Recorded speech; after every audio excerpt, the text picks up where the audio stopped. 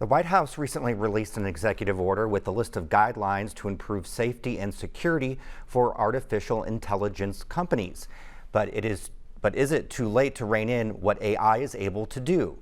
And how blurred are the lines between AI and humanity becoming? Isabella Vesperini has this report.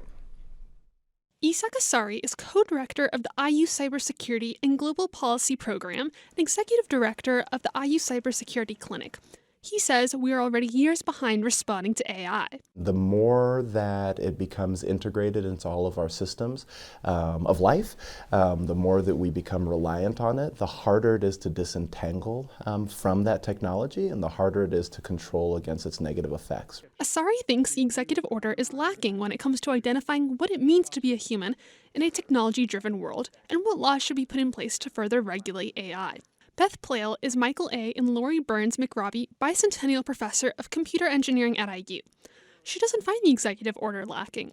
The order builds on the blueprint for the AI Bill of Rights that the White House released last year.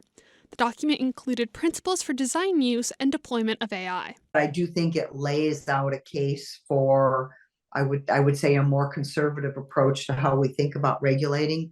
There are imminent threats that to health and safety and economic viability.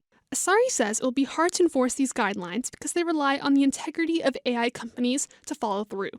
Yet it is in AI companies' interests to have them in place. Ideally, these companies aim to solve societal issues, such as minimizing teacher workload and making the healthcare system more efficient. Asare thinks Congress should take more action in passing comprehensive legislation on AI security and data privacy. There's serious concerns about what happens when an amoral actor or a bad actor gets a hold of AI technologies. There's sort of unlimited amounts of ways that AI has been, is being, and can be used to limit people's right of movement, to limit people's privacy, to surveil and attack people, you name it. Plale expects educators to push more for a transparency of sources in classwork and increase awareness.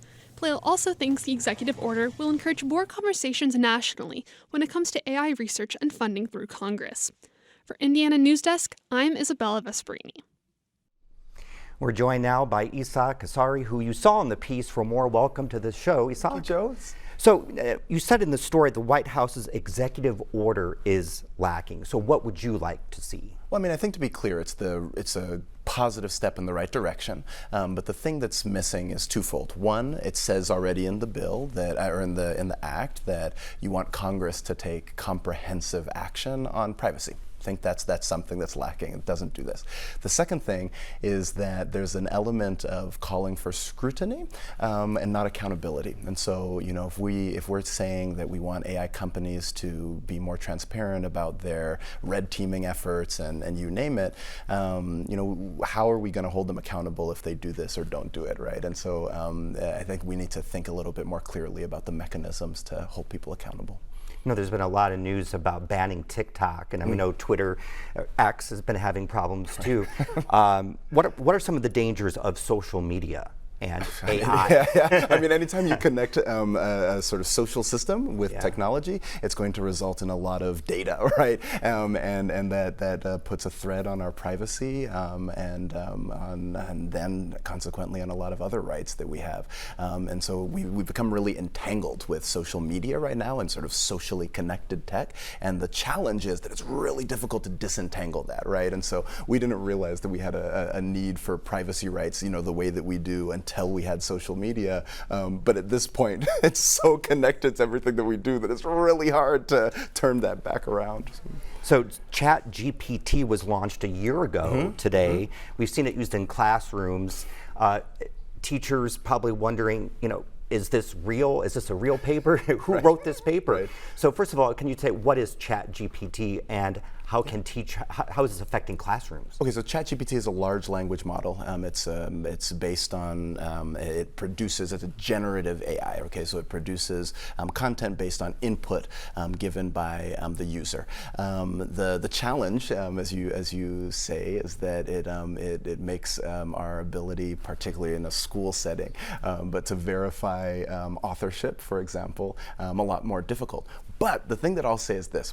The question isn't really whether or not we can tell that a student wrote a thing. The question is, how are we changing our assessment to properly assess the human capabilities that we're wanting to assess? If a student is basically answering our test or writing our papers by just regurgitating information that's widely available on the internet, then we haven't really assessed them for critical thinking or for creativity. And so the challenge for us is thinking again about how we design our courses, how we design our assessment particularly.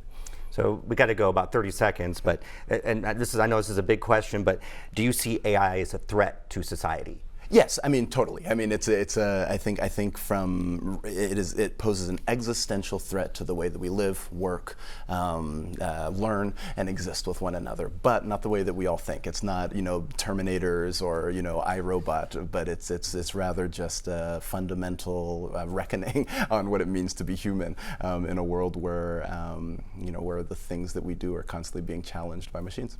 Isak, thank you so much for being on the show. Appreciate it. Thank you for having me.